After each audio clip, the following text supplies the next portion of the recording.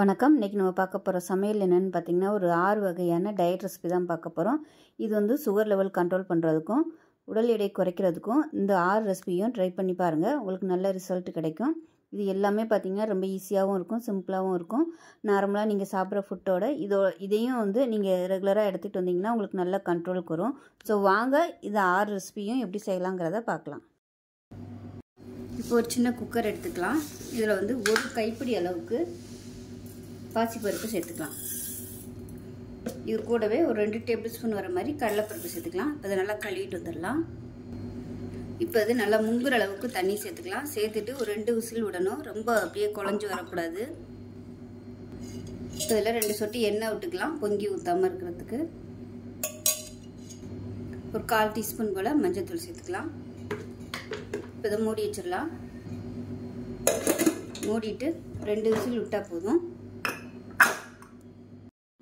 இப்போ பருப்பு நல்லா வெந்துருச்சு. எப்படி இருக்குன்னு பார்க்கலாம். பாருங்கள், கரெக்டாக வந்துருக்கு. நல்லா மலர்ந்து வந்திருக்கு. இந்த மாதிரி தான் இருக்கணும். இது தனியாக இருக்கணும். ஒரு பேன் எடுத்துக்கலாம். ஒரு 3 டீஸ்பூன் அளவுக்கு எண்ணெய் விட்டுக்கலாம்.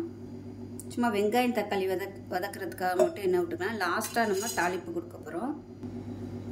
இப்போ பார்த்திங்கன்னா எண்ணெய் நல்லா காஞ்சிருச்சு. இதில் வந்து ஒரு கைப்பிடி அளவுக்கு சின்ன வெங்காயம் கட் பண்ணதை சேர்த்துக்கலாம். முதலே தாளிக்கிறதுனாலும் தாளிச்சுக்கலாம். லாஸ்ட்டாக தாளிக்கும் போது நல்ல இன்னும் ஃப்ளேவராக இருக்கும்.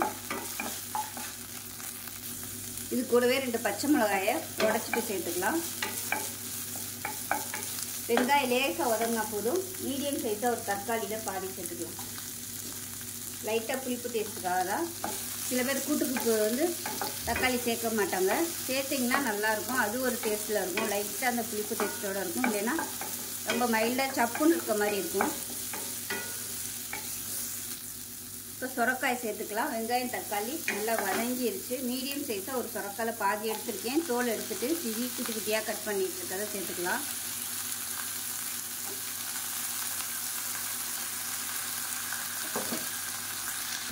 இப்போ கூட்டுக்கு தேவையான உப்பு சேர்த்துக்கலாம். சேர்த்துட்டு தண்ணி பத்தலைன்னா சேர்த்துக்கோங்க. அதுலேருந்தே தண்ணி விட்டு வரும். அதனால் எடுத்ததுமே கொஞ்சம் தண்ணி விட்டுறோன்னா. இப்போ பார்த்தீங்கனாலே தெரியும் இவ்வளோ தண்ணி வந்திருக்கு. இதில் வந்து கொஞ்சமாக மட்டும் நம்ம தண்ணி விட்டுக்கலாம். முங்குற அளவுக்கு மட்டும் தண்ணி இருந்தால் போதும். ஒரு 1/4 டம்ளர் அளவுக்கு தண்ணி சேர்த்துக்கலாம். அவ்வளோதான். சேர்த்துட்டு மூடி வச்சிடலாம். இப்போ பாருங்கள், தண்ணியெல்லாம் நல்லா வத்திருச்சு. காய் நல்லா வெந்துருச்சு. இப்போ நம்ம வேக வச்சு இந்த பருப்பு வந்து இதோட சேர்த்துக்கலாம். இதை வந்து நல்லா கலந்து விட்டுக்கலாம். இப்போ மஞ்சத்தூள் சேர்த்துக்கலாம். மஞ்சத்தூள் கம்மியாக இருக்குது, அதனால் மஞ்சத்தூள் சேர்த்துக்கலாம். ஒரு 1/4 டீஸ்பூன் போல் மஞ்சத்தூள் சேர்த்துக்கலாம்.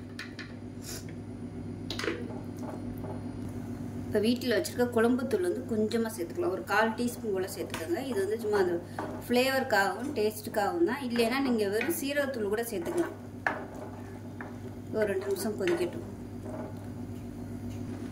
இப்போ கூட்டு வந்து கொதிச்சுட்ருக்கு. இந்த ஸ்டேஜில் ஒரு 3 டேபிள் ஸ்பூன் துருவன தேங்காய், 1/4 டீஸ்பூன் போல் சீரகம், ஒரு 4 சின்ன வெங்காயம். சின்னதாக இருக்குது, அதனால் 4 எடுத்துருக்கேன். பெருசாக இருந்துச்சுன்னா 1 போதும். வந்து ஒரே ஒரு பச்சை மிளகாய் சேர்த்துக்கலாம். இப்போ இது நல்லா அரைச்சிட்டு வந்துட்டு பார்க்கலாம். இப்போ அரைச்ச தேங்காய் பேஸ்ட்டை இதோடு சேர்த்துக்கலாம். ரொம்ப நைஸாக அரைக்க வேணாம். கொஞ்சம் அப்படியே திரியாக இருந்தால் தான் நல்லாயிருக்கும். இது நல்லா கலந்து விட்டுட்டு மீடியமான ஃப்ளேமில் பச்சை வாசனை போகிற அளவுக்கு கொதிக்க விட்டுக்கலாம். இப்போ தேங்காய் சேர்த்து நல்லா பச்சை வாசனை போக நல்லா கொதிச்சிருச்சு. கரெக்டான அளவில் இருக்குது பாருங்கள். இப்போ வந்து கடுகு, உளுந்து, சீரகம், வரமிளகாய், பெருங்காயம், கருவேப்பிலை போட்டு தாளிச்சதை இதோட சேர்த்துக்கலாம். அவ்வளோதான். சூப்பராக இருக்கும். ஒரு தடவை இது மாதிரி செஞ்சு பாருங்கள். செஞ்சு பார்த்துட்டு எப்படி வந்துச்சுங்கிறத சொல்லுங்கள். வீடியோ பிடிச்சிச்சின்னா லைக் பண்ணுங்கள், கமெண்ட் பண்ணுங்கள், சேனலை சப்ஸ்கிரைப் பண்ணுங்கள், பக்கத்தில் உள்ள பெல் பட்டனையும் ப்ரெஸ் பண்ணுங்கள். நன்றி. பார்க்கலாம். ஒரு பேன் எடுத்துக்கலாம். இதில் வந்து நான் வந்து இந்த டம்ளர் எடுத்திருக்கேன். இது வந்து 100 ml பிடிக்கிற டம்ளர். நார்மலாக நம்ம டீ குடிக்கிற டம்ளர் இருக்குல்லையே, அந்த டம்ளரில் எடுத்திருக்கேன். ஒரு டம்ளர் அளவுக்கு உளுந்து கொஞ்சம் நல்லா சிவந்து வர அளவுக்கு வறுத்துக்கலாம். எண்ணெய் ஊற்றணும்னு அவசியம் இல்லை. நல்லா சிவக்க விட்டு வறுத்துக்கணும். இப்போ பாருங்கள், உளுந்து வந்து நல்லா சிவக்க வறுத்தாச்சு. இப்போ வேறு பிளேட்டுக்கு மாற்றிக்கலாம். இப்போ அதே டம்ளரில் 1/2 டம்ளர் அளவுக்கு கொள்ளு எடுத்திருக்கேன். இப்போ இதுவும் நல்லா வறுத்துக்கலாம். வெடிச்சு வரணும் அந்த பருப்பு, அந்த அளவுக்கு நல்லா வறுத்துக்கலாம். இப்போ இப்போ பாருங்கள் கொள்ளு வந்து நல்லா வெடிக்க ஆரம்பிக்குது. இந்த ஸ்டேஜில் வேறு பிளேட்டுக்கு மாற்றிக்கலாம். இப்போ அதே டம்ளரில் 1/2 டம்ளர் அளவுக்கு கடலைப்பருப்பு இதையும் சேர்த்து வறுத்துக்கலாம். கடலைப்பருப்பு நல்லா வறுபட்டுச்சு. இதையும் வேறு பிளேட்டுக்கு மாற்றிக்கலாம். இப்போ அதே டம்ளரில் 1/2 டம்ளர் அளவுக்கு துவரம்பருப்பு இதையும் சேர்த்து நல்லா செவக்க விட்டு வறுத்துக்கலாம். இப்போ பாருங்கள் துவரம்பருப்பு நல்லா செவந்துருச்சு. இதையும் வேறு பிளேட்டுக்கு மாற்றிக்கலாம். இப்போ இதில் ஒரு 2 ஸ்பூன் அளவுக்கு பச்சரிசி சேர்த்துருக்கேன். இதையும் சேர்த்து நல்லா வறுத்துக்கலாம். அரிசி நல்லா பொரிய ஆரம்பிக்குது. இதையும் வேறு பிளேட்டுக்கு மாற்றிக்கலாம். இப்போ இதில் ஒரு 2 சொட்டு மட்டும் எண்ணெய் விட்டுக்கலாம். இந்த அளவுக்கு எண்ணெய் விட்டிங்கன்னா போதும். இதில் வந்து இல்லை ஒரு கைப்பிடி அளவுக்கு கருவேப்பிலை கழுவி வச்சு தான் சேர்த்துக்கலாம். ஃப்ரெஷ்ஷாக இருக்கணும். அதே மாதிரியே பார்த்தீங்கன்னா 25 வரமிளகாய் எடுத்துருக்கேன். நான் வந்து குண்டு மிளகாய் எடுத்ததுனால 25 எடுத்துருக்கேன். அது கூடவே ஒரு 5 காஷ்மீரி மிளகாத்தூள் எடுத்துருக்கேன். இதையும் சேர்த்துக்கலாம். அரைக்கும் போது காம்பை எடுத்துக்கலாம். இப்போயே எடுத்தோம்னா விதை உளுந்துடும். அதனால நான் அப்படியே சேர்த்துருக்கேன். மிக்சியில் போடையில் காம்பை எடுத்துகிட்டு போட்டுக்கலாம். இதுவும் நல்லா வறுத்துக்கலாம். இந்த பொடி வந்து சாதத்துலேயும் போட்டு பரட்டி சாப்பிட்லாம். சாதத்தில் போட்டு பரட்டி சாப்பிட்ற மாதிரி இருந்துச்சுன்னா இந்த அளவுக்கு காரம் சேர்க்கணும்னு அவசியம் இல்லை. நான் வந்து இட்லி தோசைக்கு தொட்டு சாப்பிட்ற மாதிரி இந்த பொடி வந்து செய்கிறேன். அதனால் கொஞ்சம் காரமாக இருந்தால் தான் இட்லி பொடி நல்லாயிருக்கும். அதுக்காக நான் இவ்வளோ வரமிளகாய் சேர்த்துருக்கேன். கூட அதாவது காரம் அதிகமாகிடுச்சுன்னா ஒன்றும் பிரச்சனை இல்லை. மறுபடியும் இங்கே கொஞ்சம் உளுந்து வந்து வறுத்து சேர்த்துக்கலாம். அப்படி காரம் பத்தலை அப்படின்னா வரமிளகாய் மட்டும் வறுத்துட்டு கொஞ்சம் அரைச்சிட்டு அதோட உளுந்து இந்த அரைச்சி வச்சுக்க பொடியும் சேர்த்து மிக்ஸ் பண்ணிக்கிட்டிங்கன்னா உங்களுக்கு காரம் வந்து கரெக்டாக வந்துடும். அது நல்லா வறுபடும். இப்போ இது கூடவே உப்பையும் சேர்த்துக்கலாம். இதோட சேர்த்துட்டோம்னா பொடி வந்து நல்லா ஃப்ரெஷ்ஷாக இருக்கும். 1 மாதத்துக்கு ஸ்டோர் பண்ணோம்னாலும் நல்லா ஃப்ரெஷ்ஷாக இருக்கும். உப்பு பத்தலைன்னா நம்ம அப்புறம் அரைக்கும் போது டேஸ்ட் பண்ணிக்கிட்டு போட்டுக்கலாம். இது கூடவே பெருங்காயத்தூளும் சேர்த்துக்கலாம். இப்போ இதில் பெருங்காயத்தூளும் சேர்த்துக்கலாம். இதோட சேர்த்து வறுத்து விட்டுக்கலாம். இது ஆல்ரெடி வறுத்த பெருங்காயம் தான், இருந்தாலும் இதோட சேர்த்து வறுத்து விட்டுறலாம். கட்டி பெருங்காயமாக இருந்துச்சுன்னா ஃபஸ்ட்டு கொஞ்சமாக எண்ணெய் விட்டு அதை நல்லா நீங்கள் வறுத்து எடுத்துக்கலாம். அவ்வளோதான். கருவேப்பிலை நல்லா மொறுமொறுன்னு வந்துடுச்சு. இதையும் வேறு பிளேட்டுக்கு மாற்றிக்கலாம். இப்போ பாருங்கள் இது எல்லாமே ஆறணும். ஆறினதுக்கப்புறம் மிக்சி ஜாரில் போட்டு அரைச்சிட்டு பார்க்கலாம். இப்போ நமக்கு அருமையான கொள்ளு பொடி ரெடி ஆயிடுச்சு. ஸோ உங்களோட விருப்பம் தான். ரேஷியோ வந்து எப்படி வேணாலும் நீங்கள் மாற்றிக்கலாம். கொள்ளு அதிகமாக போட்டு மற்ற ஜாமான்களை வந்து நீங்கள் கம்மியாக சேர்க்குறனாலும் சேர்த்துக்கலாம். அவ்வளோதான். இது வந்து ரெகுலராக இட்லி தோசைக்கு தொட்டு சாப்பிட்றதுக்கும் அருமையாக இருக்கும். சாதத்தில் போட்டு பிசைஞ்சு சாப்பிட்ற நெய் ஊற்றி இல்லை நல்லெண்ணெய் ஊற்றி சாப்பிட்டிங்கனாலும் சூப்பராக இருக்கும். வெயிட் குறைக்கணும்னு நினைக்கிறவங்க, சுகர் கண்ட்ரோல் பண்ணணும்னு நினைக்கிறவங்க வந்து இந்த பொடி வந்து ரெகுலராக எடுத்துகிட்டு வந்தீங்கன்னா உங்களுக்கு நல்ல கண்ட்ரோலுக்கு வரும். ஸோ செஞ்சு பாருங்கள். செஞ்சு பார்த்துட்டு எப்படி வந்துச்சுங்கிறத சொல்லுங்கள். வீடியோ பிடிச்சுன்னா லைக் பண்ணுங்கள், கமெண்ட் பண்ணுங்கள், சேனலை சப்ஸ்கிரைப் பண்ணுங்கள், பக்கத்தில் உள்ள பெல் பட்டனையும் ப்ரெஸ் பண்ணுங்கள். நன்றி. இப்போ ஒரு மிக்சி ஜார் எடுத்துக்கலாம். இதில் வந்து மெஷரிங் கப்பில் 1 கப் அளவுக்கு சுரக்காய் எடுத்திருக்கேன். தோலெல்லாம் எடுத்துட்டு, தோல் எடுத்தாலும் பரவாயில்ல, எடுக்காட்டியும் ஒன்றும் பிரச்சனை இல்லை. ஏன்னா நம்ம அரைச்சிட்டு வடிகட்டு தான் போகிறோம். அதை சேர்த்துக்கலாம். 1 கப் அளவுக்கு எடுத்திருக்கேன். இதில் வந்து ஒரு 2 சிட்டிகை அளவுக்கு மஞ்சத்தூள், ஒரு சின்ன துண்டு இஞ்சி சேர்த்துக்கலாம். ஒரு 5 மிளகு மட்டும் சேர்த்துக்கலாம். மிளகு வந்து இந்த அளவுக்கு சேர்த்திங்கன்னா போதும். இஞ்சி வேறு சேர்த்துருக்கோம். காரம் வந்து ரொம்ப அதிகமாகிடும். அதனால் 5 மிளகு மட்டும் சேர்த்துக்கலாம். இப்போ தண்ணி சேர்த்துக்கலாம். நான் வந்து மெஷரிங் கப்பில் ஒரு 1/2 கப் அளவுக்கு தண்ணி எடுத்துக்கேன். இது வந்து நல்லா சூடான தண்ணி. சுரக்காய் வந்து குளிர்ச்சி, அதனால் ஒரு சிலருக்கு வந்து சளி பிடிக்கும். ஸோ அந்த மாதிரி சளி பிடிக்கிற பிரச்சனை இருந்துச்சுன்னா இந்த மாதிரி லேசான சுடுதண்ணி வந்து சேர்த்துக்கோங்க. இப்போ சுடுதண்ணி சேர்த்தாச்சு. இப்போ வந்து மிக்சியில் போட்டு நல்லா அரைச்சிட்டு வந்துட்டு பார்க்கலாம். இப்போ பாருங்கள் அரைச்சிட்டு வந்தாச்சு. இதை வந்து நம்ம வடிகட்டி எடுத்துக்கலாம். ரொம்ப கெட்டியாக இருந்துச்சுன்னா நீங்கள் வந்து தண்ணி ஊற்றி கலந்துக்கலாம். இப்போ நான் வடிகட்டிட்டேன். இது வந்து ஒரு கிளாஸில் ஊற்றிக்கலாம். ஒரு அருமையான சுரக்காய் ஜூஸ் ரெடி ஆயிடுச்சு. இது வந்து ஒரு மாதத்துக்கு வந்து ரெகுலராக எடுத்து. இப்போ நமக்கு அருமையான சுரக்காய் ஜூஸ் ரெடி ஆயிடுச்சு. இது வந்து குறைஞ்சது ஒரு மாதமாவது நீங்கள் ரெகுலராக காலையில் வெறும் வயிற்றில் வந்து எடுத்துகிட்டு வரும்போது உடல் எடை நல்ல கண்ட்ரோல் ஆகும். அதே மாதிரி சுகரும் வந்து நல்ல குறையும். உடம்புல உள்ள கெட்ட நீர் எல்லாமே வந்து வெளியேற்றிடும். சிறுநீர் வந்து நல்லா நிறைய போகும். அந்த மாதிரி போகும்போது உடம்புல உள்ள கெட்ட நீர் போச்சுனாலே பாதி வெயிட் வந்து குறைஞ்சிரும். ரெண்டாவது, மாசமாக இருக்கிறவங்களுக்கு கை கால் வீக்கம் அந்த மாதிரி இருந்துச்சுன்னா இந்த மாதிரி ஜூஸ் எடுத்து கொடுக்கும்போது அந்த வீக்கங்கள் வந்து குறைய வாய்ப்பு இருக்குது. கிட்னி பிரச்சனை இருக்கிறவங்க தாராளமாக அந்த ஜூஸ் வந்து எடுத்துருந்தீங்கன்னா உங்களுக்கு வந்து கிட்னி நல்ல வேலை செய்யும். கிட்னியில் உள்ள அந்த கசடு, கெட்ட கெமிக்கல் எல்லாமே வந்து வெளியேற்றிடும். சின்ன மைனஸ் என்னன்னு பார்த்தீங்கன்னா இது வந்து குளிர்ச்சி, சளி பிடிக்கும், அவ்வளோதான். அதனால வந்து சுடுதண்ணி ஆட் பண்ணி நீங்கள் வந்து இந்த ஜூஸ் தாராளமாக குடிக்கலாம். ஏன்னா நம்ம மிளகு, மஞ்சள் போட்டிருக்கனால உங்களுக்கு அந்த பிரச்சனை வந்து அதாவது கூலிங் ஆகிற பிரச்சனை வராது. சுடுதண்ணி ஆட் பண்ணும்போது உங்களுக்கு அந்த சளி பிடிக்கிற பிரச்சனையும் வராது. ஸோ செஞ்சு பாருங்கள். செஞ்சு பார்த்துட்டு எப்படி வந்துச்சுங்கிறத சொல்லுங்கள்.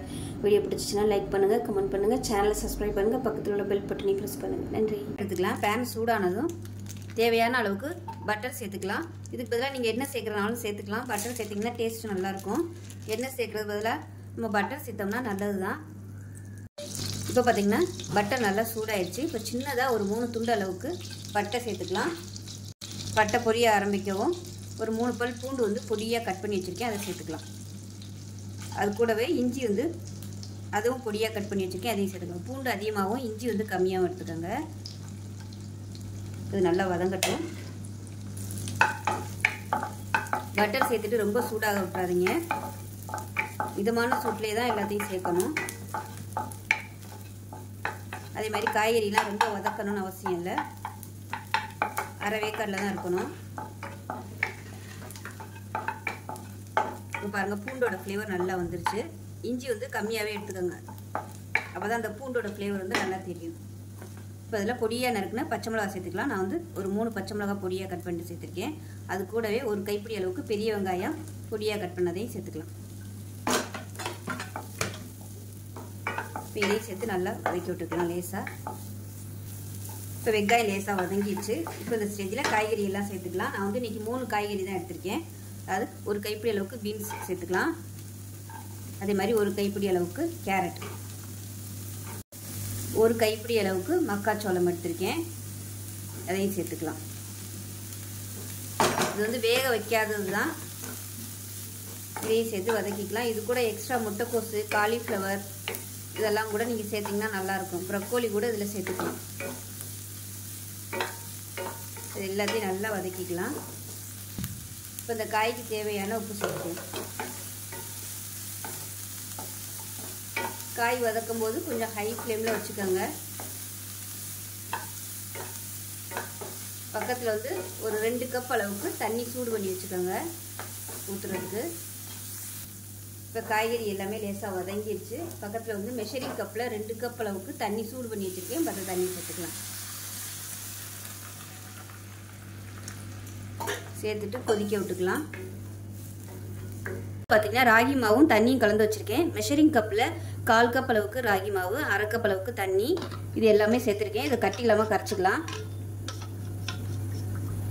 இப்போ பாருங்கள் காய்கறி எல்லாமே ஓரளவுக்கு வெந்துருச்சு. அதனால் ஒரு 1/2 வேக்காடு வெந்துருச்சு. இந்த ஸ்டேஜில் ஒரு 1/4 டீஸ்பூன் போல் மிளகுத்தூள் சேர்த்துக்கலாம். காரத்துக்கு ஏற்ற மாதிரி மிளகுத்தூள் சேர்த்துக்கோங்க. உங்களுக்கு எவ்வளோ பிடிக்குமோ, காரம் அதிகம் வேணும்னா காரமாக கூட நீங்கள் சேர்த்துக்கலாம். இப்போ கரைச்சி வச்சுருக்க இந்த ராகியையும் சேர்த்துக்கலாம். ஊற்றும் போது நல்லா கலந்து விட்டுட்டு ஊற்றிக்கோங்க. அடியில் வந்து அப்படியே செட்டில் ஆயிரும். ஊற்றிக்கிட்டே கலந்து விட்டுடலாம். பக்கத்தில் வந்து தண்ணி வச்சுக்கோங்க, சுடு தண்ணி. ஏன்னா ராகிங்கிறதுனால கெட்டியாகிட்டே வரும். பார்த்திங்களா, கொஞ்சம் இறுகிருச்சு. இப்போ வந்து சுடு தண்ணி வந்து நான் வச்சுருக்கேன், அதனால் சேர்த்துக்கிறேன். இது எப்படியும் ஒரு கப் அளவுக்கு இருக்கும். எக்ஸ்ட்ரா 1 கப் அளவுக்கு ஊற்றிக்கோங்க. கைவிடாமல் கிளறணும். இப்போ பாருங்கள் நல்லா கொதிக்க ஆரம்பிக்குது. இதில் உப்பு சேர்த்துக்கலாம். உப்பு கம்மியாக இருக்குது, அதனால் உப்பு சேர்த்துருக்கேன். பார்த்துக்கிட்டு சேர்த்துக்கோங்க. ஸோ திக்னஸ் வந்து இந்த அளவுக்கு வச்சுக்கோங்க. ஏன்னா ஆறுச்சுன்னா கொஞ்சம் கெட்டியாக வரும். இது வந்து சூடோடு சாப்பிடும்போது தான் நல்லாயிருக்கும். நீங்கள் வேணால் சாப்பிடும்போது கொஞ்சம் மிளகுத்தூள் வந்து சேர்த்துக்கோங்க, சூப்பராக இருக்கும். இப்போ பாருங்கள் நல்லா வெந்துருச்சு. ராகி வந்து வெந்துருச்சுன்னா நல்லா அப்படியே பளபளன்னு வந்துடும். அதே சமயம் நல்லா அப்படியே ஓரம்லாம் வந்து நுரைச்சி ஒரு நுரையாக வரும். இப்போ அந்த ஸ்டேஜில் வந்து நம்ம மாற்றிடலாம். மேலாப்பில் கொத்தமல்லி இலை சேர்த்துக்கோங்க. வெங்காயத்தாள் கிடச்சிச்சின்னா நீங்கள் வெங்காயத்தாள் சேர்த்துக்கலாம். நான் வந்து கொத்தமல்லி இலை சேர்க்குறேன். அவ்வளோதான். அருமையான ஒரு ஆரோக்கியமான நல்ல நோய் எதிர்ப்பு சக்தி அதிகமாகவும் கால்சியம் சத்து நல்லா அதிகமாகவும் சூப்பரான சூப் ரெடி ஆயிடுச்சு. சின்ன பசங்களுக்குலாம் இது மாதிரி செஞ்சு கொடுங்க, விரும்பி சாப்பிடுவாங்க. அதில் உள்ள அந்த கார்னு, கேரட்டு, பீன்ஸ்லாம் சாப்பிடும்போது நல்ல டேஸ்ட்டாக இருக்கும். செஞ்சு பாருங்கள். செஞ்சு பார்த்துட்டு எப்படி வந்துச்சுங்கிறதா சொல்லுங்கள். வீடியோ பிடிச்சிச்சின்னா லைக் பண்ணுங்கள், கமெண்ட் பண்ணுங்கள், சேனலை சப்ஸ்கிரைப் பண்ணுங்கள், பக்கத்தில் உள்ள பெல் பட்டனையும் ப்ரெஸ் பண்ணுங்கள். நன்றி. வணக்கம். இன்றைக்கி நம்ம பார்க்க போகிற சமையல் என்னென்னு பார்த்தீங்கன்னா, ஒரு அருமையான சிக்கன் சூப் எப்படி செய்யலாங்கிறத பார்க்கலாம். சளி பிரச்சனை இருக்கும்போது இந்த மாதிரி மிளகு சீரகம்லாம் போட்டு சூப் செஞ்சு சாப்பிட்டு பாருங்கள். அவ்வளோ அருமையாக இருக்கும். உடம்புக்கும் நல்ல தெம்பு கிடைக்கும். டேஸ்ட்டு சூப்பராக இருக்கும். மட்டன் சூப் மாதிரியே இருக்கும். ஸோ ஒரு தடவை இது மாதிரி செஞ்சு பாருங்கள். ஸோ வாங்க இந்த அருமையான சிக்கன் சூப் எப்படி செய்யலாங்கிறத பார்க்கலாம். ஒரு மிக்ஸி ஜார் எடுத்துக்கலாம். இதில் வந்து 10 சின்ன வெங்காயம் சேர்த்துக்கலாம். இது கூடவே ஒரு 5 பல் பூண்டு, நல்ல பெரிய பல்லாக 5 பல் பூண்டு சேர்த்துக்கலாம். இஞ்சி வந்து ஒரு 4 துண்டு சேர்த்துக்கலாம். பூண்டு வந்து அதிகமாகவும் இஞ்சி கம்மியாகவும் எடுத்துக்கோங்க. 1 டேபிள் ஸ்பூன் வர கொத்தமல்லி அதாவது தனியா விதை சேர்த்துக்கலாம். 1/2 டேபிள் ஸ்பூன் சீரகம் சேர்த்துக்கலாம். 1/4 டேபிள் ஸ்பூன் மிளகு சேர்த்துக்கலாம். இப்போ இது எல்லாத்தையுமே தண்ணி ஊற்றாம நல்லா அரைச்சிட்டு வந்துட்டு பார்க்கலாம். இப்போ ஒரு குக்கர் எடுத்துக்கலாம். நல்லா ஒரு 2 டேபிள் ஸ்பூன் வர மாதிரி வெண்ணெய் சேர்த்துக்கலாம். சூடாகட்டும். மீடியமான ஃப்ளேமில் சூடாகட்டும். வெண்ணெய் சேர்த்தா ஃப்ளேவர் வந்து நல்லாயிருக்கும். இப்படி வெண்ணெய் இல்லைன்னா சாதாரண நல்லெண்ணெய் கூட நீங்கள் சேர்த்துக்கலாம். நல்லெண்ணெய் இல்லை ரீஃபைண்ட் ஆயில் கூட சேர்த்துக்கலாம். இப்போ பாருங்கள் வெண்ணெய் வந்து நல்லா சூடாகிடுச்சு. 1 டீஸ்பூன் போல் சோம்பு சேர்த்துக்கலாம். இப்போ இதில் கருவேப்பிலை சேர்த்துக்கலாம். அதே மாதிரி புதினா இலை கொஞ்சமாக சேர்த்துக்கலாம். நல்லா ஃப்ளேவராகவும் இருக்கும். நல்லா வதக்கி விட்டுக்கலாம். இப்போ இதில் 1 கை அளவுக்கு பெரிய வெங்காயம் நீளமாக நறுக்குனதை சேர்த்துக்கலாம். சின்ன வெங்காயம் வந்து நம்ம அரைச்சிட்டோம். இது சும்மா தாளிக்கிறதுக்கு மட்டும்தான். அதனால் இந்த அளவுக்கு சேர்த்தா போதும். இப்போ இதில் 2 பச்சை மிளகாயை நல்லா உடச்சிட்டு சேர்த்துக்கலாம். இப்போ எல்லாமே லேசாக வதங்கிடுச்சு. ரொம்ப வதக்கணும்னு அவசியம் இல்லை. ஏன்னா நம்ம குக்கரில் வைக்க போகிறோம். அதனால் லேசாக வதக்கினா போதும். இதில் 50 கிராம் அளவுக்கு எலும்பு உள்ள சிக்கன் வந்து எடுத்திருக்கேன். இதை சேர்த்துக்கலாம். நல்லா கழுவிட்டு வச்சுருக்கேன். இதை சேர்த்துக்கலாம்.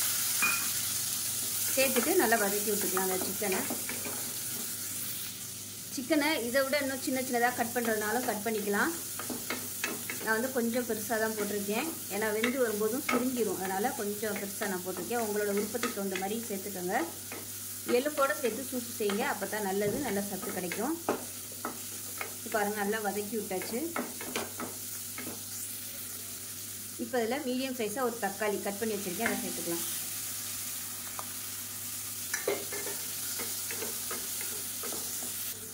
இப்போ உப்பு சேர்த்துக்கலாம். இப்போ தக்காளி ஓரளவுக்கு நல்லா வதங்கிடுச்சு. இப்போ நம்ம அரைச்சி வச்சுருக்க இந்த வெங்காயம் இஞ்சி பூண்டு பேஸ்ட்டை சேர்த்துக்கலாம். இதுதான் அந்த சூப்புக்கு வந்து நல்ல ஒரு டேஸ்ட் கொடுக்கும். இங்கே இதே ரெசிபி நாட்டுக்கோழிலையும் பண்ணலாம். நாட்டுக்கோழியில் பண்ணுறதா இருந்தால் விசில் கூட வச்சு வைக்கணும். இப்போ இதையும் சேர்த்து வதக்கி விட்டுக்கலாம். இப்போ இதில் ஒரு 1/4 டேபிள் ஸ்பூன் அளவுக்கு மட்டும் மிளகாத்தூள் சேர்த்துக்கலாம். இது வந்து டேஸ்ட்டுக்காக தான், அதனால் கம்மியாகவே சேர்த்துக்கோங்க. அதே மாதிரி 1/4 டேபிள் ஸ்பூன் மஞ்சள் சேர்த்துக்கலாம். சேர்த்துட்டு நல்லா கிளறி விட்டுக்கலாம். தண்ணி வந்து நான் சூடு பண்ணி வச்சுருக்கிறேன். இப்போ அந்த தண்ணியை வந்து நம்ம இதில் சேர்த்துக்கலாம். சிக்கனில் சூப் வந்து ஒரு 3 பேர் சாப்பிட்ற மாதிரி நான் வந்து தண்ணி ஊற்றுறேன். மெஷரிங் கப்பில் ஒரு 2 கப் அளவுக்கு தண்ணி ஊற்றிக்கலாம். இப்போ இது வந்து ஒரு 1/2 லிட்டர் அளவுக்கு தண்ணி இருக்கும். மெஷரிங் கப்பில் 2 கப் அளவுக்கு ஊற்றுனீங்கன்னா உங்களுக்கு 1/2 லிட்டர் கரெக்டாக வரும். இப்போ கலந்து விட்டுறலாம். கலந்து விட்டுட்டு உப்பு டேஸ்ட் பண்ணி பார்த்துக்கிட்டு உப்பு பத்தலைன்னா உப்பு சேர்த்துக்கலாம். சிக்கனுக்கு வந்து அளவான தண்ணி வச்சா போதும். மட்டன் எலும்பு சூப்பு பண்ணுற மாதிரி இருந்துச்சுன்னா நம்ம தண்ணி நிறைய ஊற்றணும். ஏன்னா அது விசில் விட்டு வரும்போது தண்ணி ஊற்றும். அதனால் தண்ணி வந்து நம்ம நிறைய ஊற்றுனோம்னா தான் கரெக்டான வற்றி வரும். இதுக்கு வந்து அப்படி கிடையாது. சிக்கன் வந்து சீக்கிரமாகவே வெந்துடும். ஒரு 2 விசில் வச்சோம்னாலே போதும். இப்போ நல்லா கொதிக்க ஆரம்பிச்சிருச்சு. இப்போ இதில் வந்து கொத்தமல்லியில் சேர்த்துக்கலாம். இதில் கொஞ்சமாக கொத்தமல்லியில் சேர்த்துட்டு மூடி வச்சிடலாம். மூடி வச்சுட்டு நல்லா ஒரு 2 விசில் விட்டுட்டு ஸ்டீம் போனதுக்கப்புறம் பார்க்கலாம். இப்போ விசில் விட்டு ஸ்டீமில் நல்லா இறங்கிடுச்சு. எப்படி இருக்குன்னு பார்க்கலாம். பாருங்கள் சூப்பராக கமகமான்னு ரெடி ஆயிடுச்சு சிக்கன் சூப்பு. இது வந்து நல்லா வடிகட்டிட்டு குடிக்கும்போது அருமையாக இருக்கும். காய்ச்சல் சளி பிரச்சனை இருக்கும்போது இந்த மாதிரி சிக்கன் சூப் வச்சு சாப்பிடுங்க, நல்லாயிருக்கும். செஞ்சு பாருங்கள். செஞ்சு பார்த்துட்டு எப்படி வந்துச்சுங்கிறத சொல்லுங்கள். வீடியோ பிடிச்சிச்சுன்னா லைக் பண்ணுங்கள், கமெண்ட் பண்ணுங்கள், சேனலை சப்ஸ்கிரைப் பண்ணுங்கள், பக்கத்தில் பெல் பட்டன் வாங்க. ரொம்ப இப்போ பார்த்தீங்கன்னா ஒரு இடிக்கிற கல் எடுத்து வச்சுருக்கேன். இதில் மீடியம் சைஸாக 2 பல் பூண்டு பல் வந்து எடுத்திருக்கேன். இப்போ இந்த பூண்டு வந்து சேர்த்துக்கலாம். சேர்த்துட்டு இதை வந்து நம்ம நச்சுக்க போகிறோம். ரொம்ப நைஸாலாம் நைக்கணும்னு அவசியம் இல்லை. லைட்டாக வந்து நச்சு எடுத்துக்கலாம். இந்த அளவுக்கு நச்சு எடுத்துக்கிட்டால் போதும். இப்போ வந்து ஒரு கிளாஸ் எடுத்துக்கலாம். அந்த கிளாஸில் வந்து நம்ம நச்சு வச்சுருக்க இந்த பூண்டை சேர்த்துக்கலாம். இப்போ இதில் தண்ணி சேர்த்துக்கலாம். நான் வந்து சுடு தண்ணியாக சேர்க்குறேன். இந்த ஒரு கிளாஸ் வந்து எவ்வளோ கொள்ளுமோ அந்த அளவுக்கு தண்ணி சேர்த்துக்கோங்க. தண்ணி வந்து நல்லா பொறுக்கிற அளவு இருக்கணும். கை பொறுக்கிற அளவு சூட்டில் தண்ணி வந்து சேர்த்துக்கோங்க. ரொம்ப கொதிக்கிற அளவுக்கு தண்ணி ஊற்றணும்னு அவசியம் இல்லை. சூடு இருந்தால் மட்டும் போதும். இப்போ இதை மூடி வச்சிடலாம். இது வந்து ஒரு 10லேருந்து 15 நிமிஷம் அப்படியே இருக்கட்டும். அதுக்கப்புறம் பார்க்கலாம். இப்போ நல்லா ஒரு 1/4 மணி நேரத்துக்கு மேலே ஆயிடுச்சு. எப்படி இருக்குன்னு பார்க்கலாம். இப்போ பார்த்தீங்கன்னா நம்ம சுடுதண்ணி ஊற்றிருக்கனால அந்த பூண்டு வந்து நல்லா சாஃப்டாக வெந்திருக்கும். அதில் உள்ள சத்துக்கள் எல்லாமே இந்த தண்ணியில் இறங்கியிருக்கும். இதை வந்து நம்ம அப்படியே எடுத்து குடிக்க வேண்டியது தான். இதை வந்து ரெகுலராக நம்ம காலைல வெறும் வயிற்றுலையும் குடிக்கலாம். அப்படி இல்லைன்னா நீங்கள் வந்து படுக்க போயில கூட இந்த தண்ணியை குடிக்கலாம். இது வந்து 2 விதத்தில் பண்ணலாம். நான் வந்து இன்றைக்கி ஒரு 15 நிமிஷம் ஊற வச்சுருக்கேன். இதே நீங்கள் முதல் நாள் நைட் வந்து இந்த பூண்டை போட்டு தண்ணியை ஊற்றி மூடி வச்சுட்டு காலையில் குடிச்சிங்கனாலும் அந்த மாதிரியும் பண்ணிக்கலாம். 2 விதத்துலையுமே பண்ணிக்கலாம். இப்போ இது குடிக்கிறதுக்கு ரெடி ஆயிடுச்சு. இது ரெகுலராக எடுத்துகிட்டு வந்தீங்கன்னா உடல் எடை நல்லா கண்ட்ரோலுக்கு வரும், சுகர் லெவலும் கண்ட்ரோலுக்கு வரும், உடம்புல உள்ள கெட்ட கொழுப்பு எல்லாத்தையுமே இந்த பூண்டு வந்து எடுத்துரும். அதே சமயம் சளி பிரச்சனை இருந்துச்சுன்னா கூட அதை தீர்க்கக்கூடிய சக்தி வந்து இந்த பூண்டுக்கு இருக்குது. தண்ணி வந்து செய்கிறது ரொம்ப ஈஸி. ஆனால் இதோட பெனிஃபிட் பார்த்திங்கன்னா நிறைய பெனிஃபிட் சொல்லிக்கிட்டே போகலாம். நான் வந்து எல்லாத்தையுமே டிஸ்கிரிப்ஷனில் கொடுக்குறேன், விருப்பப்பட்டவங்க படித்து தெரிஞ்சுக்கங்க. ரொம்ப ஈஸியாக பண்ணக்கூடிய ஒரு வெயிட் லாஸ் ரெமடி. அதே சமயம் சுகரையும் நல்லா கண்ட்ரோல் பண்ணும், உடம்புல உள்ள கெட்ட கொழுப்பையும் வலிச்சு எடுத்துரும். ஏற்கனவே வெயிட் லாஸ் பண்ணுறதுக்கு நிறைய ரெமடி போட்டிருக்கேன். அதோட இதையும் செஞ்சு பாருங்கள். செஞ்சு பார்த்துட்டு எப்படி வந்துச்சுங்கிறத சொல்லுங்கள். வீடியோ பிடிச்சிச்சுன்னா லைக் பண்ணுங்கள், கமெண்ட் பண்ணுங்கள், சேனலை சப்ஸ்கிரைப் பண்ணுங்கள், பக்கத்தில் உள்ள பெல் பட்டனையும் ப்ரெஸ் பண்ணுங்கள். நன்றி. இதில் பார்த்தீங்கன்னா ஏதாவது ஒரு கப்பு வந்து அளந்து எடுத்துக்கோங்க. நான் வந்து இந்த சின்ன கப் எடுத்துருக்கேன். இதில் ஒரு கப்பில் வச்சு கருப்பு கொண்டக்கடலை சேர்த்துக்கலாம். அதே கப்பில் ஒரு கப் அளவுக்கு பச்சைப்பயிறு அதையும் சேர்த்துக்கலாம். 1 டேபிள் ஸ்பூன் உளுந்து, ஒரு 2 டேபிள் ஸ்பூன் சிவப்பரிசி, அதாவது மட்டை அரிசின்னு சொல்லுவாங்க. சிவப்பரிசி இல்லை, பழுப்பரிசி, கேரளா மட்டை அரிசின்னு சொல்லுவாங்க, அதை சேர்த்துக்கலாம். இது வந்து சிவப்பரிசி கிடையாது. சிவப்பரிசி வந்து கொஞ்சம் நீளமாக இருக்கும். இது வந்து இட்லி அரிசி மாதிரி நல்லா குண்டு குண்டாக இருக்கும். இதுதான் கேரளாவில் வந்து சாப்பாட்டுக்கு யூஸ் பண்ணுற மட்டை அரிசி. இதில் 1 டீஸ்பூன் போல் வெந்தயம் சேர்த்துக்கலாம். இதை வந்து நல்லா கழுவிட்டு வந்துட்டு பார்க்கலாம். இப்போ பாருங்கள், நல்லா கழுவிட்டு வந்துட்டேன். இது வந்து நல்லா ஊற வச்சுக்கலாம். ஒரு நாள் நைட்டு வந்து ஊற வைக்கணும். ஊறினதுக்கப்புறம் பார்க்கலாம். இப்போ பாருங்கள், கொண்டக்கடலை பச்சைப்பயிறு எல்லாமே நல்லா ஊறிடுச்சு. இப்போ தண்ணியை இருத்துட்டு நம்ம மிக்ஸி ஜாரில் சேர்த்து அரைச்சிட்டு பார்க்கலாம். இப்போ தண்ணி வந்து வேஸ்ட் பண்ண வேணாம், அதனால் ஊற்றையில் கொஞ்சம் அளவான தண்ணியாக ஊற்றிடுங்க. அரைக்கும் போது இந்த தண்ணியை ஊற்றி அரைச்சிக்கலாம். உங்களுக்கு நைட்டு ஊற வைக்கிறதுக்கு டைம் இல்லை அப்படின்னு நினச்சிங்கன்னா குறைஞ்சது ஒரு 5 மணி நேரமாவது ஊற விட்டுக்கோங்க. நான் வந்து கொஞ்சம் கொஞ்சமாக போட்டு அரைச்சிக்கிறேன். அரைச்சிட்டு பார்க்குறேன். இப்போ வந்து எல்லாத்தையுமே நல்லா கலந்து விட்டுக்கலாம். ஸோ இந்த அளவுக்கு கெட்டியாக வச்சுக்கோங்க. ஏன்னா புளிச்சு வரையில் ரொம்ப அப்படியே தண்ணியாக போயிடும். தேவைப்படுச்சுன்னா நம்ம தோசை ஊற்றையில் தண்ணி சேர்த்துக்கலாம். இது நல்லா எல்லாத்தையுமே நல்லா கலந்து விட்டுட்டு அப்படியே மூடி வச்சிடலாம். இது வந்து குறைஞ்சது ஒரு 3 மணி நேரம் இல்லை ஒரு 4 மணி நேரம் நல்லா புளிக்கட்டும். புளிச்சதுக்கப்புறம் பார்க்கலாம். இப்போ பாருங்கள், நல்லா புளிக்க விட்டாச்சு. 5லேருந்து ஒரு 6 மணி நேரம் நல்லா புளிச்சிருச்சு. இது வந்து கெட்டியாக தான் இருக்குது. இப்போ தேவையான அளவுக்கு தண்ணி விட்டுக்கலாம். இதோட கொஞ்சமாக பெருங்காயத்தூள் சேர்த்துக்கலாம். ஏன்னா இதில் எல்லாமே பருப்பு ஐட்டங்கிறதுனால கொஞ்சமாக பெருங்காயத்தூள் சேர்த்தோம்னா நல்லாயிருக்கும்.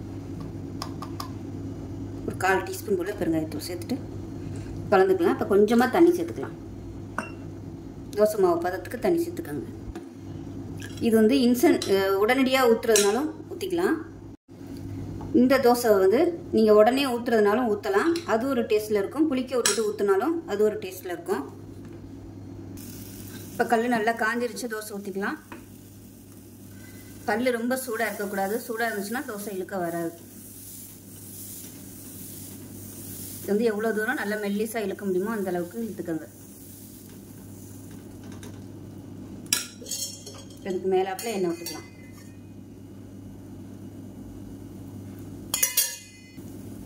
இப்போ அடிப்புறம் நல்லா வெந்துருச்சு. திருப்பி போட்டுக்கலாம். அதை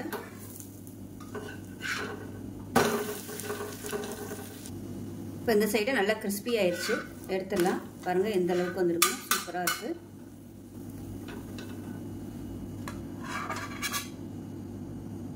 இப்போ இதே போல் 2வது தோசையும் ஊற்றிக்கலாம். ஒவ்வொரு தோசை ஊற்றும் போதும் கல்லை வந்து தண்ணி தெளித்து சூடை குறைச்சிட்டு ஊற்றிக்கோங்க, இல்லைன்னா திரண்டுக்கிட்டு வராது. இப்போ நமக்கு அருமையான கருப்பு கொண்டக்கடலை பச்சைப்பயிறு தோசை ரெடி ஆயிடுச்சு. நான் வந்து அதுக்கு தேங்காய் சட்னி வச்சுருக்கேன். இதுக்கு வந்து கார சட்னி, தக்காளி சட்னி எதுனாலும் நீங்கள் வச்சுக்கலாம். இந்த சட்னி பார்த்தீங்கன்னா கொத்தமல்லி போட்டு வச்சுருக்கேன். இதுவும் டயட் கண்ட்ரோல் பண்ணுறதுக்கு ரொம்பவே ஹெல்ப்ஃபுல்லாக இருக்கும். சுகரையும் நல்லா கண்ட்ரோல் பண்ணும். அதனால் தேங்காய் சட்னி வைக்கும்போது நல்லா கொத்தமல்லி வந்து நிறைய போட்டு வச்சிங்கன்னா நல்லாயிருக்கும். இதில் வந்து தேங்காய், பச்சை மிளகாய், இஞ்சி, பூண்டு, நிறைய கொத்தமல்லி, கொஞ்சமாக புளி, உப்பு இது எல்லாமே சேர்த்து நான் அரைச்சி வச்சுருக்கேன். தாளிக்கலை, விருப்பப்பட்டால் நீங்கள் தாளிச்சிக்கலாம். இப்படியே சாப்பிட்டாலும் நல்லாயிருக்கும். ரெகுலராக இந்த கருப்பு கொண்ட கடலையும் பச்சை பயிரும் வச்சு நம்ம தோசை எடுத்துகிட்டு வரும்போது நிறைய ப்ரோட்டீன் சத்தும் கிடைக்கும். அதே சமயம் நமக்கு வெயிட் லாஸ் ஆகும். சுகர் கண்ட்ரோல் பண்ணணும்னு நினைக்கிறவங்க தாராளமாக அந்த தோசை எடுத்துக்கலாம். சுகர் லெவல் வந்து கூடாது, நார்மல்லே இருக்கும். ஸோ இதே மாதிரியே செஞ்சு பாருங்கள். செஞ்சு பார்த்துட்டு எப்படி வந்துச்சுங்கிறத சொல்லுங்கள். வீடியோ பிடிச்சிச்சுன்னா லைக் பண்ணுங்கள், கமெண்ட் பண்ணுங்கள், சேனலை சப்ஸ்கிரைப் பண்ணுங்கள், பக்கத்தில் உள்ள பெல் பட்டனையும் ப்ரெஸ் பண்ணுங்கள். நன்றி. வணக்கம். இன்றைக்கி நம்ம பார்க்க போகிற சமையல் என்னென்னு பார்த்தீங்கன்னா, ஒரு அருமையான முட்டை சாதம் எப்படி செய்யலாங்கிறத பார்க்கலாம். பசங்களுக்கு இது மாதிரி லஞ்சுக்கு செஞ்சு கொடுங்க, நல்லா விரும்பி சாப்பிடுவாங்க. சோயா சாஸ் இந்த மாதிரிலாம் எதுவுமே தேவையில்லை. சிம்பிளான ஒரு முட்டை ஃப்ரைட் ரைஸ். வாங்க எப்படி செய்யலாங்கிறத பார்க்கலாம். இப்போ ஒரு பேன் எடுத்துக்கலாம். இதில் வந்து கொஞ்சமாக நெய் விட்டுக்கலாம். இது வந்து குழந்தைகளுக்குங்கிறதுனால நெய் வந்து நீங்கள் எவ்வளோ வேணுமோ யூஸ் பண்ணிக்கோங்க. இப்போ எண்ணெய் கொஞ்சமாக சேர்த்துக்கலாம். இப்போ எண்ணெய் நல்லா சூடாகிடுச்சு. ஒரு டீஸ்பூன் போல் கடுகு சேர்த்துக்கலாம். ஒரு டீஸ்பூன் போல் சீரகம் சேர்த்துக்கலாம். கொஞ்சமாக கருவேப்பிலை சேர்த்துக்கலாம். இப்போ கடுகு எல்லாமே பொரிஞ்சிருச்சு. சும்மா ஒரு டீஸ்பூன் வர மாதிரி இஞ்சி பொடியாக நறுக்கிறத சேர்த்துக்கலாம். அதே மாதிரி ஒரு டீஸ்பூன் வர மாதிரி பொடியாக நறுக்குனா பூண்டு. இது கூடவே பச்சை மிளகாய் 2 வந்து பொடியாக கட் பண்ணியிருக்கேன், இதை சேர்த்துக்கோங்க. இது எல்லாமே நல்லா வதக்கி வச்சுக்கலாம். இஞ்சி பூண்டெல்லாம் நல்லா எவ்வளோ தூரம் பொடியாக கட் பண்ண முடியுமோ அந்தளவுக்கு கட் பண்ணிடுங்க. அது எண்ணெயில் வந்து பொரிஞ்சிருச்சுன்னா நல்லா மொறுன்னு வந்துடும். பூண்டு சேர்க்கும்போது நல்ல ஒரு ஃப்ளேவராக இருக்கும். இப்போ பாருங்கள், கொஞ்சம் லைட்டாக கோல்டன் கலரில் வர ஆரம்பிச்சிருச்சு. இந்த ஸ்டேஜில் காய்கறியை சேர்த்துக்கலாம். 1 டேபிள் ஸ்பூன் வர மாதிரி பொடியாக கட் பண்ண கேரட், அதே மாதிரி பொடியாக கட் பண்ண பீன்ஸ், அது வந்து ஒரு 2 டேபிள் ஸ்பூன், ஒரு 3லேருந்து 4 எடுத்துக்கோங்க. பீன்ஸ் கரெக்டாக வரும். நம்ம பசங்களுக்கு கொடுக்குறதுனால இந்த அளவுக்கு போதும். 1 கப்பு சாதம் போடுறதுக்கு கரெக்டாக வரும். ஸோ எண்ணெய் வந்து நிறையா இருக்குதுன்னு நினைக்க வேணாம். மத்தியானம் லஞ்சு கொடுக்கும்போது இந்த அளவுக்கு அது எண்ணெய் இருந்தால் தான் சாதம் வந்து விரைச்சி போகாமல் இருக்கும். சாஃப்டாக உதிரியாக இருக்கும். இல்லைன்னா ரொம்ப ட்ரை ஆகிரும், அடைக்கும், தொண்டையில் அடைக்கிற மாதிரி இருக்கும். இல்லைன்னா நெய் கூட நீங்கள் கலந்து இன்னும் கூட நீங்கள் நிறைய நெய் சேர்த்துக்கலாம். அந்த காய்கறி எண்ணெயில் வந்து நல்லா வறுத்துக்கலாம். அப்போ தான் நல்லாயிருக்கும் டேஸ்ட். இப்போ வந்து கொஞ்சம் வதங்கிட்டு இருக்கையிலே வெங்காயம், பெரிய வெங்காயம் நீளமாக நறுக்குனதை சேர்த்துக்கலாம். மீடியம் சைஸாக ஒரு பெரிய வெங்காயம், இதையும் சேர்த்து வதக்கிக்கலாம். இப்போ இந்த காய்க்கு தேவையான உப்பு சேர்த்துக்கலாம். சாதம் வடிக்கையிலே உப்பு சேர்த்து வடிச்சுக்கோங்க, அப்போ தான் டேஸ்ட்டாக இருக்கும். இப்போ பாருங்கள், எல்லாமே நல்லா வதங்கிடுச்சு. இப்போ பொடியெல்லாம் சேர்த்துக்கலாம். 3/4 டேபிள் ஸ்பூன் தனியாத்தூள், 1/2 டேபிள் ஸ்பூன் மிளகாய்த்தூள், 1/4 table spoon mutton masala, chicken masala எதுனாலும் சேர்த்துக்கோங்க. இது வந்து நல்ல ஒரு ஃப்ளேவர் கொடுக்கும், பசங்களுக்குலாம் பிடிக்குங்கிறதுனால சேர்த்துருக்கேன். இதையும் சேர்த்து வதக்கிக்கலாம் அந்த எண்ணெயில். இது கூடவே 1/4 டேபிள் ஸ்பூன் கரம் மசாலா சேர்த்துக்கலாம். ஏன்னா நம்ம வாசனை பொருட்கள்லாம் போடலை, அதனால் பொடியாக சேர்த்துக்கலாம். இப்போ பாருங்கள், நல்லா வதங்கிடுச்சு பொடி. இப்போ மீடியம் சைஸாக ஒரு தக்காளி பொடியாக கட் பண்ணதை சேர்த்து நல்லா குழஞ்சி வர அளவுக்கு வதக்கிக்கலாம். இப்போ கொஞ்சமாக மஞ்சள்தூள் சேர்த்துக்கலாம். இப்போ பாருங்கள், எல்லாமே நல்லா ஒன்று சேர்ந்து வந்துருச்சு. இந்த ஸ்டேஜில் கொஞ்சமாக தண்ணி சேர்த்துக்கலாம். நான் வந்து சூடான தண்ணி தான் சேர்க்குறேன். ஸோ அந்த கிரேவி மாதிரி வர்றதுக்காக. அப்போ தான் அந்த தக்காளி நல்லா மசிஞ்சு வரும். கொஞ்சம் இது கொதிக்கட்டும். இப்போ பாருங்கள், நல்லா மசிஞ்சு எண்ணெயெல்லாம் விட ஆரம்பிச்சிருச்சு. இந்த மாதிரி லைட்டாக ஒதுக்கி விட்டுக்கோங்க ஓரமாக. இது பண்ணிவிட்டு 2 முட்டையை வந்து உடச்சி விட்டுக்கலாம்.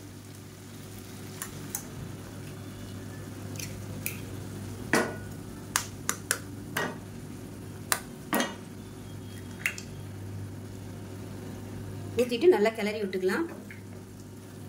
இப்போ வந்து அடுப்பை கொஞ்சம் அதிகப்படுத்திடுங்க, முட்டையை சேர்த்துட்டு. அப்போ தான் சீக்கிரமாக வேகும். இப்போ இந்த ஸ்டேஜில் முட்டைக்கு தேவையான உப்பு சேர்த்துக்கணும். ஏற்கனவே நம்ம உப்பு சேர்த்துருக்கோம். அப்போ இந்த முட்டைக்கு மட்டும் சேர்த்துக்கணும். சும்மா ஒரு 2 சிட்டியை அளவுக்கு சேர்த்துக்கணும். இப்போ பாருங்கள், 3/4 பதம் வெந்துருச்சு. இன்னும் ஃபுல்லாக வேகலை, கொஞ்சம் அப்படியே கொலன்னு இருக்குது பாருங்கள். இந்த ஸ்டேஜில் நம்ம சாதத்தை சேர்த்துக்கலாம். வேக வச்ச சாதம் 1 கப் அளவுக்கு சேர்க்குறேன். இன்னொரு கப் வந்து அதே மாதிரி சேர்த்துக்கிறேன். மொத்தம் 2 கப் அளவுக்கு சேர்த்துருக்கேன். மெஷரிங் கப்பில் 2 கப் அளவு சேர்த்துருக்கேன் சாதம். நான் வந்து சாதாரண அரிசி தான் எடுத்திருக்கேன். நீங்கள் பாஸ்மதி அரிசி கூட வடிச்சிட்டு இது மாதிரி சேர்த்துக்கோங்க, அதுவும் நல்லாயிருக்கும், ஃப்ளேவராகவும் இருக்கும். இதை நல்லா கிளறி விட்டுக்கோங்க. ஹை ஃப்ளேம்லேயே வச்சு கிளறி விட்டுக்கோங்க. இப்போ நமக்கு அருமையான முட்டை சாதம் ரெடி ஆகிடுச்சு. பாருங்கள் எந்த அளவுக்கு சாஃப்டாக இருக்குன்னு. மத்தியானம் சாப்பிடும்போது இன்னுமே சூப்பராக இருக்கும். அந்த ஈரத்தன்மை எல்லாத்தையுமே சாதம் நல்லா உருக்கிட்டு நல்லா உதிரியாக வரும். ஸோ அமர்த்திடலாம். உப்பெல்லாம் செக் பண்ணி பார்த்துட்டு பத்தலைன்னா உப்பு சேர்த்துக்கோங்க. லாஸ்ட்டாக கொத்தமல்லியில் சேர்த்துக்கலாம். பசங்களுக்கு லஞ்ச் பாக்ஸ் கொடுக்கையில் அந்த மிளகாலாம், அதாவது பச்சை மிளகாலாம் இருக்கு இல்லையா, அதெல்லாம் எடுத்துகிட்டு கொடுங்க. கிளறி விட்டுக்கலாம். கொத்தமல்லி சேர்த்துட்டு அருமையான முட்டை சாதம் ரெடி ஆயிடுச்சு. காலேஜ் பிள்ளைகள் கூட இது கொடுக்கலாம். பேச்சுலர்ஸாக இருக்கவங்க கூட இது மாதிரி செஞ்சு டக்குன்னு சாப்பிடலாம். சூப்பராக இருக்கும். மட்டன் மசாலா பதில் சிக்கன் மசாலா சேர்த்திங்கனாலும் நல்லாயிருக்கும். ஸோ செஞ்சு பாருங்கள். செஞ்சு பார்த்துட்டு எப்படி வந்துச்சுங்கிறத சொல்லுங்கள். வீடியோ பிடிச்சுன்னா லைக் பண்ணுங்கள், கமெண்ட் பண்ணுங்கள், சேனலை சப்ஸ்கிரைப் பண்ணுங்கள், பக்கத்தில் உள்ள பெல் பட்டனையும் ப்ரெஸ் பண்ணுங்கள். நன்றி. அதான் பார்க்கலாம். ஒரு பேன் எடுத்துக்கலாம். பேனில் வந்து தேவையான அளவுக்கு எண்ணெய் விட்டுக்கலாம். நான் வந்து ஒரு 4 ஸ்பூன் அளவுக்கு எண்ணெய் விட்டுருக்கேன். இதில் வந்து மிளகாத்தூள் 1 டீஸ்பூன் போல் சேர்த்துக்கலாம். அது கூடவே 1/4 டீஸ்பூன் மஞ்சள்தூள் சேர்த்துக்கலாம். இது கூடவே கொஞ்சமாக உப்பு சேர்த்துக்கலாம். சேர்த்துட்டு ஒரு 5 முட்டை வேக விட்டு மஞ்சள் கருவை மட்டும் எடுத்துகிட்டு நீளமாக கட் பண்ணி வச்சுருக்கேன். இதை சேர்த்துக்கலாம். இதை வந்து நல்லா நம்ம பொரிச்சு எடுக்க போகிறோம். இப்போ முட்டை வந்து நல்லா கிறிஸ்பி ஆயிடுச்சு. இது வந்து அப்படியே எடுத்துடலாம். இப்போ அதே எண்ணெயில் கொஞ்சமாக சீரகம் சேர்த்துக்கலாம். சீரகம் பொரிய ஆரம்பிக்கவும் பொடியாக நறுக்கின வெங்காயம், மீடியம் சைஸாக ஒரு பெரிய வெங்காயம் கட் பண்ணி வச்சுருக்கேன். சேர்த்து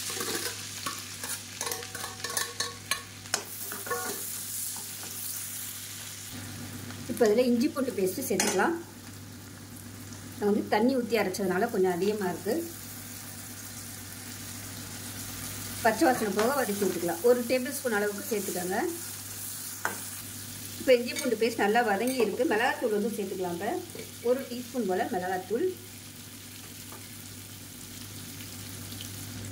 1 டீஸ்பூன் மட்டன் மசாலா சேர்த்துக்கலாம். ஒரு 1/4 டீஸ்பூன் போல் சீரகத்தூள் சேர்த்துக்கலாம். 1/2 டீஸ்பூன் மிளகுத்தூள் சேர்த்துக்கலாம். இது எல்லாத்தையுமே நல்லா வதக்கி விட்டுக்கலாம். இப்போ இதில் மஞ்சத்தூளும் சேர்த்துக்கலாம். ஒரு 1/4 டீஸ்பூன் போல் மஞ்சத்தூள்,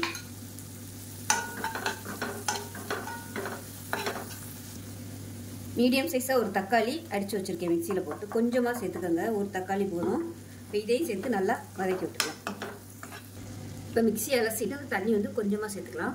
ஒரு 1/4 டம்ளர் அளவுக்கு சேர்த்துருக்கேன். இது வந்து கொதிச்சு அந்த தண்ணி வந்து கொஞ்சம் நல்லா வத்தட்டும். இப்போ இதில் உப்பு சேர்த்துக்கலாம். 1/2 டீஸ்பூன் கரம் மசாலா சேர்த்துக்கலாம்.